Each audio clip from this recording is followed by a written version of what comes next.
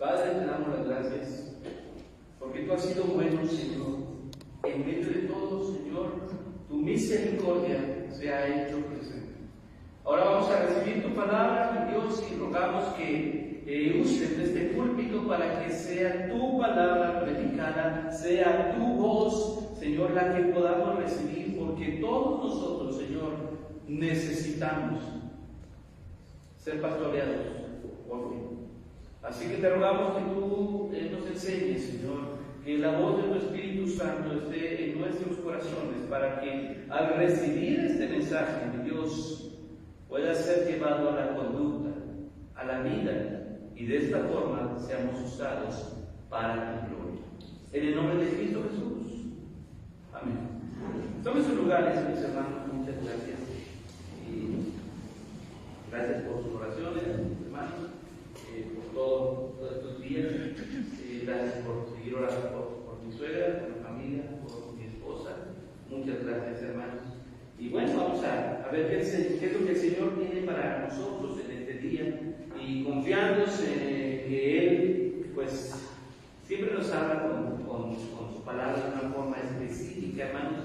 A lo largo de este mes, que como mexicanos celebramos el mes patrio, ¿verdad? Y lo hacemos, ponemos nuestras banderas con orgullo, gracias a Dios, ¿cómo no? Gracias a Dios somos mexicanos, ¿verdad? No nos permitió nacer en otro lugar, sino en este hermoso país por el cual oramos, y oramos con todo nuestro corazón, pero hay algo más con respecto a nuestra responsabilidad, y me dirijo directamente al pueblo cristiano mexicano, a los que Dios nos concede la bendición de ser mexicanos, pero también nos concede la doble ciudadanía, porque sabemos, hermanos, que somos peregrinos aquí.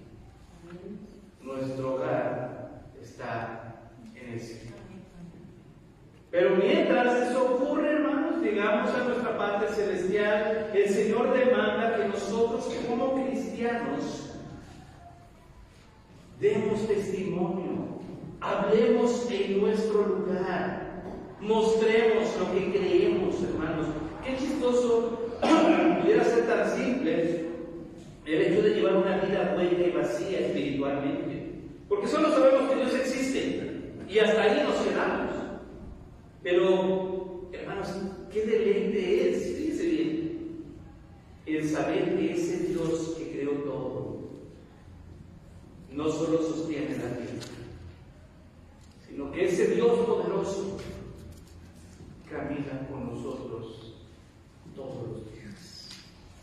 Y que en el momento triste el Señor ha extendido sus brazos para sostenernos. Que en el momento de regocijo el Señor nos mira con alegría, hermanos, para seguir bendiciendo.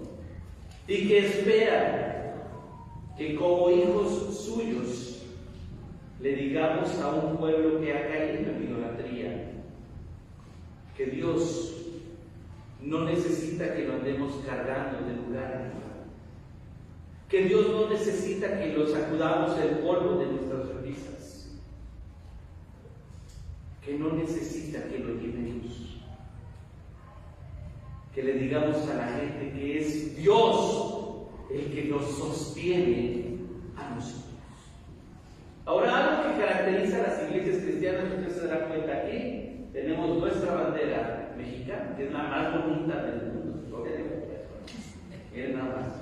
Pero de este lado, bueno, para algunos la pantalla no nos deja ver, pero tenemos la bandera de los cristianos. No sé cuántos sabían la existencia de esta bandera, hermanos, la bandera del pueblo cristiano. Y aquí no caigamos, hermanos, en el pensamiento de que, bueno, es que cada secta protestante tiene. No es cierto, es una bandera que habla de todo el pueblo evangélico, todo pueblo cristiano, todo pueblo que confiesa que Jesucristo es el Señor.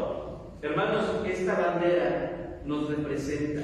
Llámense presbiterianos, metodistas, bautistas, hermanos, todos en el pueblo evangélico tenemos una bandera que nos identifica. Y es una bandera grande, blanca, con un cuadrito azul en la esquina superior izquierda y en el centro tiene una cruz de color rojo. Ahora tiene un simbolismo esta hermosa bandera también, hermanos. El azul de esa esquina representa las aguas del bautismo, así como la fidelidad a Jesucristo como Señor. No sé si usted sabía eso. El blanco habla de la pureza entregada por el Señor y la pureza que el cristiano debe sostener en su trance aquí en la tierra. Y la cruz de color rojo significa el precio de nuestra salvación. El sacrificio de Cristo en la cruz, de donde nosotros, hermanos, hemos sido revestidos con la victoria de Jesucristo, no la nuestra, para identificarnos y ser parte de Él. Así que tenemos entonces, hermanos, que tener en claro que estas dos banderas, como pueblo cristiano mexicano, son, hermanos, somos responsables de mostrar honra. No sé si usted sabía que en la Constitución existe, hermanos, un apartado para la bandera nacional.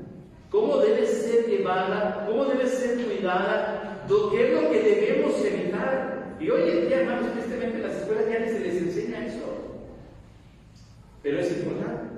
Ahora, para nosotros, hermanos, no le rendimos honor a nuestra bandera. Simplemente sabemos que nos identifica como un pueblo que ha creído en Jesucristo. ¿Cuál fue el tema del mes pasado? ¿Se acuerdan?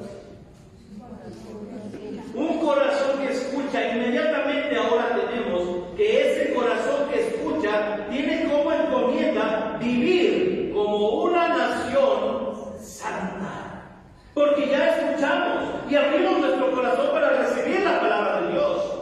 Ahora lo que sigue, hermanos, es que podamos recibir la palabra, entender la palabra, pero salir y vivir la palabra. Fíjese bien en esto. Y aquí Santiago es bien claro. Había un problemita en la iglesia, hermanos, muy grave. Y es que había una religiosidad muy grande, como lo hay. Pero como todo, hermanos, es una religión vana. Y aquí se englobó todas las religiones, hasta aquellos religiosos evangélicos que solo somos religiosos. Todo eso es vano si no hemos entendido la magnitud de una relación con Dios. Así que aprendamos, hermanos, que debemos marcar la diferencia. ¿Cómo? Siendo nosotros la diferencia. Siendo un pueblo, hermanos, que glorifica a Dios en medio de una nación que prefiere darle la gloria a imágenes. En medio de una nación, hermanos, que ha decidido denigrar a la humanidad. Seamos la diferencia, hermanos, como cristianos, como pueblo cristiano, que proclama a Jesucristo en una nación, hermanos, que ya no estima siquiera la familia, que ya no se promueven valores familiares. Hoy en día un hijo puede emanciparse y demandar a los padres porque lo trajeron a la vida sin consultarlo previamente. Fíjese bien lo que dijo. Pero si es, o sea, de verdad, eso es lo que le están diciendo a la gente. Hermanos, antes teníamos que decirle a papá y a mamá, gracias por todo. Hay un plato de frijolitos en la mesa, teníamos que decir gracias.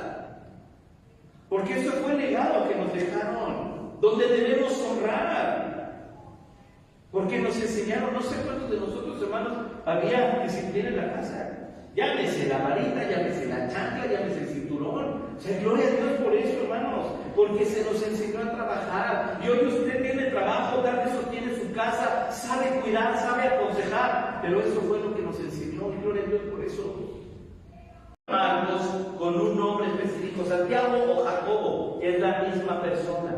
Y este Jacobo, este Santiago, hermanos, resulta que fue el que llegó a ser el primer pastor en la iglesia. No fue Pedro. El primer pastor de la iglesia fue Santiago, el hermano del Señor Jesús. Y esto, ¿por qué les comento esto, hermanos? Porque hubo una transición tremenda en el corazón de Santiago. Los evangelistas nos dicen algo bien interesante acerca de los hermanos del Señor Jesús. ¿Y sabe qué? Ellos creían que Jesús estaba loco. Así lo dicen los evangelios. Iban a traer a Jesús porque creían que estaba fuera de creían en Él.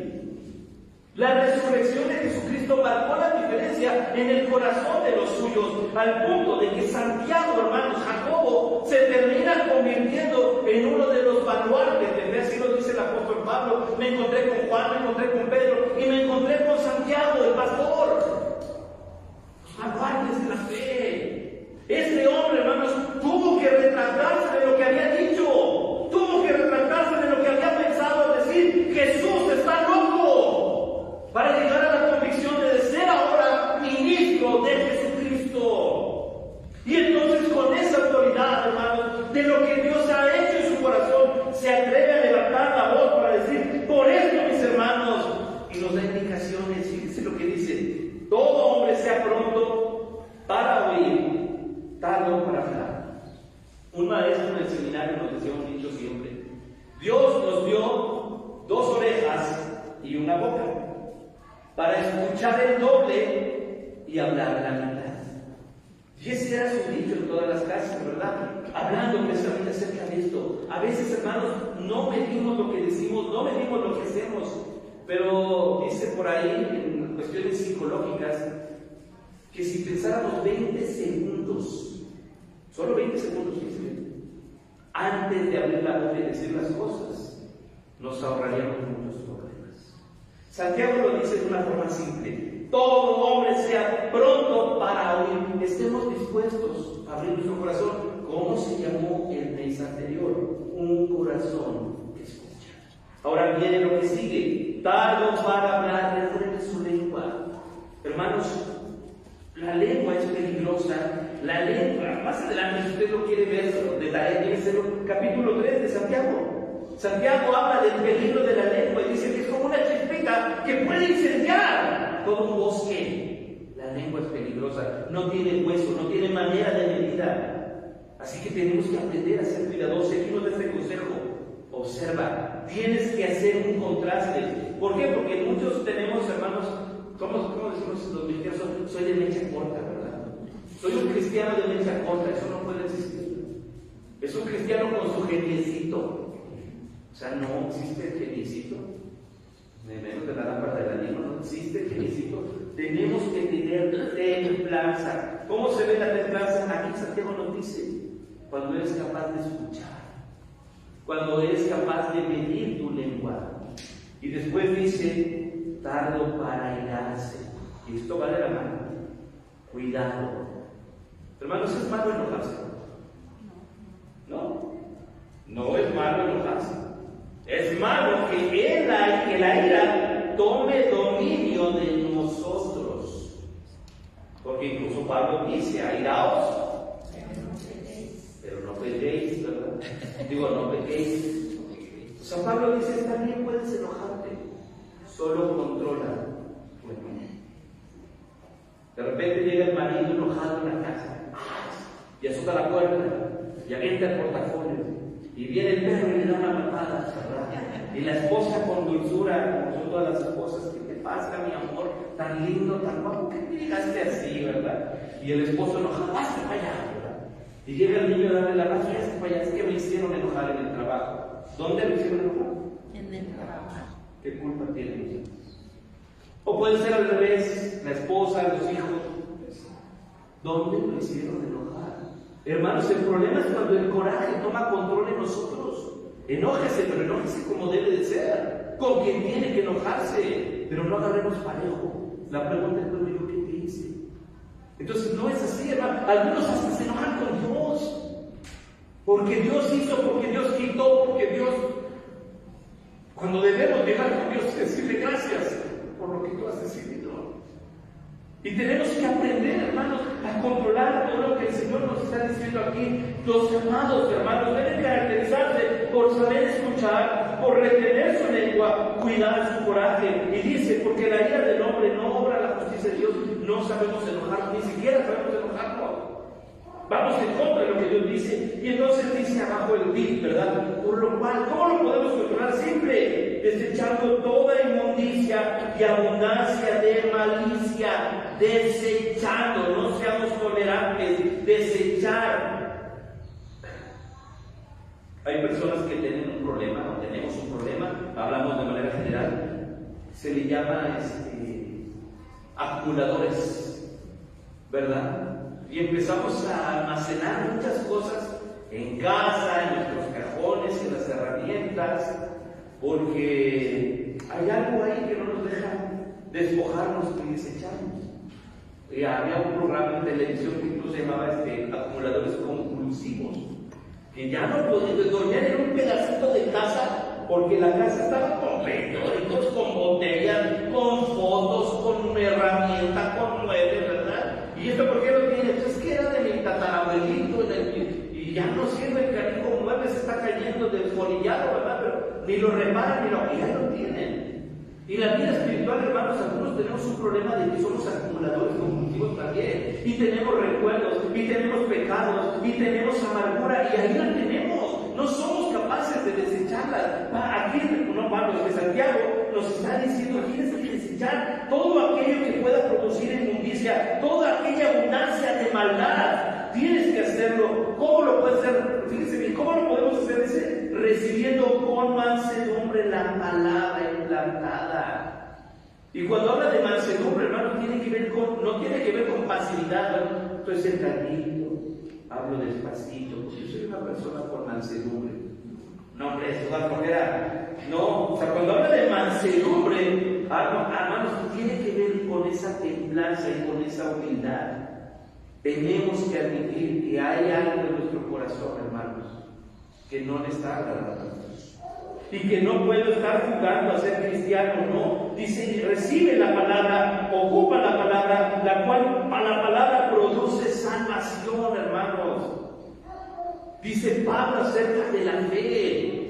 La fe viene por el oír, y el oír por la palabra de Dios. ¿Se dan cuenta? Va de la mano con lo que nos dice Santiago. La palabra implantada puede proveer salvación. La palabra, hermanos, entendiendo la palabra, ocupando la palabra. Si usted llega a un lugar, a una iglesia donde no se hable Biblia, sálgase de aquí. Pero si se está predicando la Biblia, hermanos, aprendamos a escuchar, tener mansedumbre, dejar que Dios nos discipline, dejar que Dios nos corrija y empezar a actuar como se debe. Número 2, dice abajito algo interesante, versículo 22 al 25. Pero, aquí viene el punto: sed hacedores de la palabra, y no tan solo oidores, engañándoos a vosotros mismos.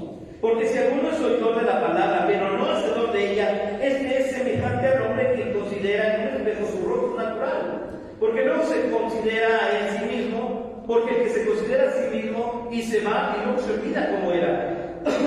Mas el que mira atentamente en la perfecta ley, la de la libertad, y persevera en ella, no siendo oidor olvidadizo, sino hacedor de la palabra, este será bienaventurado en lo que hace. Número 2, hermanos, viviendo con integridad. Dice Santiago: tienes que recibir la palabra, tienes que dejar que la palabra obre en tu corazón, pero para que eso pueda ayudarte, pueda mostrarse, tienes que ser hacedor de la palabra. No se vale decir, hermanos, qué bonita predicación, y olvidarse allá en la puerta de lo que acaba de escuchar. No me ofende usted a mí si se le olvidó la palabra. Agredimos al autor de la Escritura. Ser hacedores de la palabra. Lo que acabamos de escuchar, salgamos y hagámoslo. Lo que acabamos de escuchar, demos fe, creamos lo que acabamos de escuchar. Y dice: y no solamente oigo. El que oye solamente, dice aquí, que se engaña a sí mismo. ¿Sabe cuál es el engaño más común entre el pueblo cristiano? Estoy bien con Dios. Ese es un engaño terrible entre el pueblo cristiano. Porque usted, hermano, yo, podemos dejar de asistir al culto y creer que estamos bien con Dios. Porque podemos hacer cosas indebidas, hermanos, y aún así creer que estamos bien con Dios. Porque podemos decir, pensar cosas que no debemos y creen que estamos bien con Dios. Somos solamente oidores.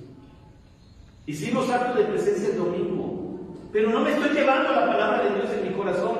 No estoy creyendo lo que Dios dice. ¿Cómo puedo entonces experimentar la paz que da Dios, que sobrepasa todo entendimiento, si solamente vine a oír, pero no quiero hacer la voluntad de Dios? ¿Cómo puedo recibir bendición, hermano? Dios no bendice la desobediencia, recordemos eso. Ahora, Dios es bueno, de verdad que Dios es bueno. Jeremías dice, hermanos, en el libro de las Lamentaciones, esto me encanta: por la misericordia de Jehová, ¿qué sigue? No hemos sido consumidos. O sea, de verdad, hermanos, si Dios hiciera una evaluación de todos los que estamos aquí para decir, por esta causa no destruyo el mundo, hermano, el mundo ya se hubiera destruido 7 veces. Pero ¿por qué seguimos aquí? Por la misericordia de Dios. Y no es que tenga una misericordia general. La misericordia de Dios consiste en darnos un día más para que usted y yo creamos, caminemos en Él, obedezcamos su palabra y seamos hacedores, no solo oidores. ¿Cómo puedo abrazarme a las promesas de Dios si no conozco la Biblia? ¿Cómo puedo abrazarme a la cruz de Cristo, hermanos, para ser consolado, fortalecido, perdonado, si no tengo el tiempo para la Biblia? Si me he quedado con lo que culturalmente me han enseñado solo a manera religiosa, pero no camino con Cristo. Entonces Santiago es bien claro al decirnos: si tú crees que estás bien con Dios, examínate, porque eres, y nos da un ejemplo, una metáfora interesante, como un hombre que se mira en un espejo. Recordemos algo: en tiempos bíblicos, hermanos, no existía el espejo como tal, el que usted y yo tenemos, ¿verdad? Las hermanas, las chicas traen hasta espejos portátiles, ¿verdad? Y en sus bolsas traen un chorro de cosas, pero siempre traen un espejo, nunca puede faltar el espejo. ¿Para qué? ¿Para qué el espejo? Diga, no hay vanidad, ¿para qué? Para verse, ¿verdad? Para ver si no se ha corrido, ¿cómo le llaman a los del ojo? Eso, ¿verdad? Todo, para ver. Sí, lo que he visto un hombre con un espejo, ¿verdad? Para ver si ya nos creció la barba, o tenemos una barba de lado. No, pero bueno, las mujeres sí lo ocupan. No digo que sea malo, ¿verdad? Pero ¿para qué se ocupa el espejo? Eso es lo que voy. Ahora, en tiempos de Santiago, hermanos, ellos no tenían espejos así. Realmente ellos tenían, eran cortados de metales, hermanos, y los metían a hornos, los pulían, los bruñían, de tal manera que pudieran reflejar, de cierto modo, el rostro del que estaba enfrente. Pero no había una perfección, era una imagen turbia. Entonces las personas llegaban, se miraban, se medio arreglaban y se iban. No había eso, ya está. Los celulares ya traen ahí la camarita de reversa para verlo, no hay espejo, pero ya hay formas de estarlo haciendo. Dice aquí Santiago, ¿sabes qué? Así como en la mañana que se levanta, te ves el espejo, te arreglas y te vas, así son los oidores. Se les olvida cómo eran. Así es. Ya no hay más importancia, ya no hay más relevancia a eso. Pero dice, el 25 dice, ese más es un pero, es un contraste. El que mira atentamente, ¿dónde? ¿Su rostro? No. Mira la ley.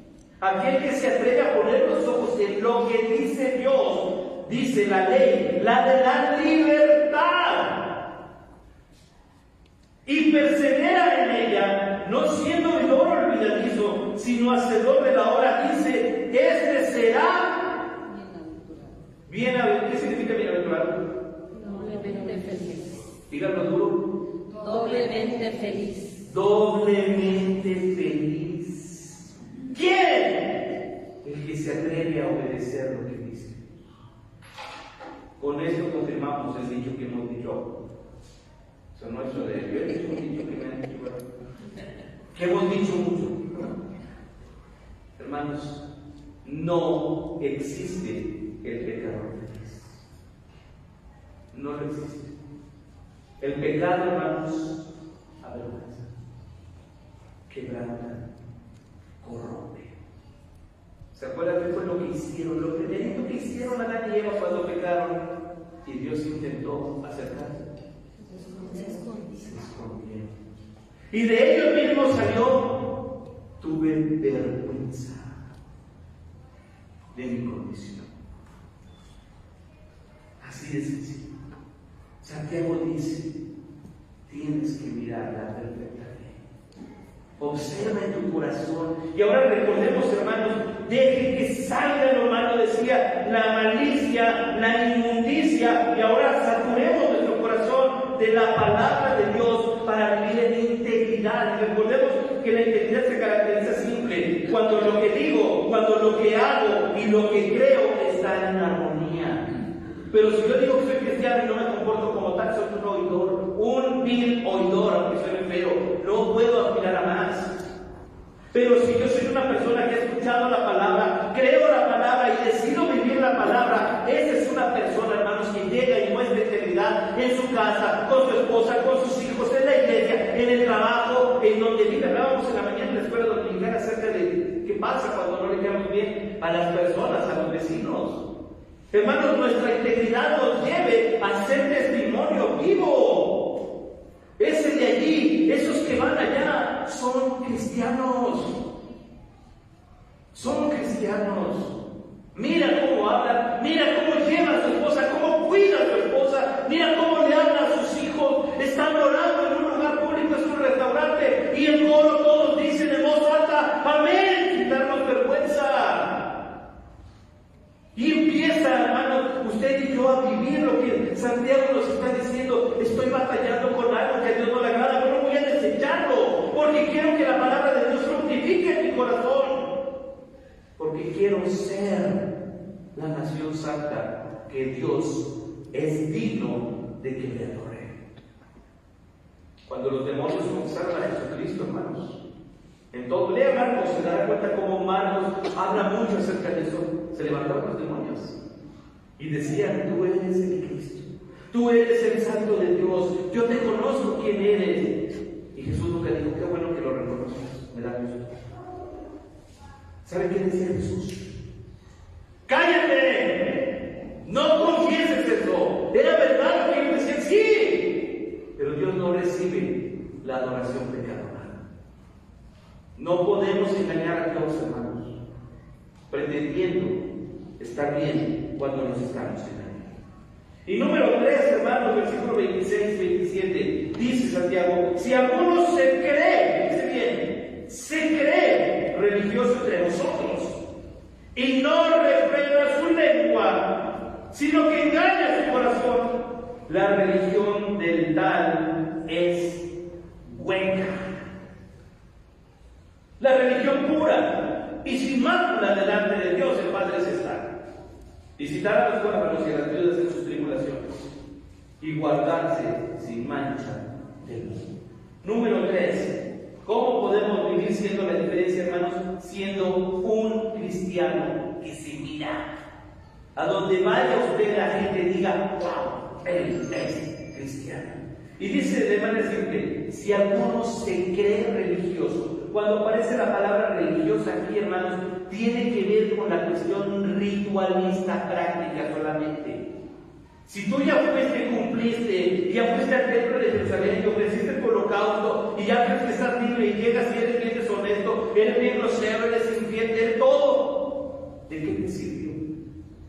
Lo mismo dice aquí, o sea, para nosotros, si alguno se cree religioso, pero no cuida su testimonio, hermanos, esa religión es falsa. ¿Para qué nos sirve todo un sistema ritualista? Santiago echa de cabeza el sistema ritualista. ¿Para qué vas al templo? ¿Para qué vas al culto? ¿Para qué vas a misa? ¿Para qué vas a la sinagoga? ¿Para qué van a la mezquita? Si al final no lo están haciendo. Santiago confronta todo sistema religioso diciendo: lo que necesitas es hacer la voluntad de Dios. Es cuidar lo que Dios te ha dado, es ser un buen mayordomo, una buena persona que glorifique a Dios. ¿Cómo lo sabemos? Abajo dice: la religión pura es inmaculada. Si quieres hacer algo que realmente engrandezca, entonces cuida de tu prójimo. ¿Se acuerdan cuáles son los 2 mandamientos que Jesús resume toda la ley? Todo el Antiguo Testamento Jesús lo resumió en 2 mandamientos. ¿Cuáles son?